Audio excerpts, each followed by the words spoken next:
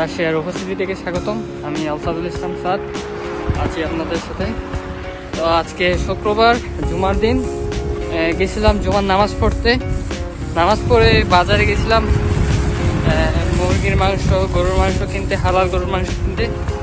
তো আসার সময় দেখি বাইরে স্নো শুরু হয়ে গেছে। তো স্নো পড়া অলরেডি চলমান। এখন আমরা যাচ্ছি ডর্মের উদ্দেশ্যে। মাংস কেনা শেষ।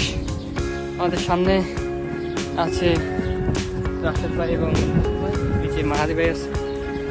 আমরা এখন যাচ্ছি ডর্মের দিকে। তো প্রচুর তুষারপাত হচ্ছে, দেখতেই পাচ্ছেন।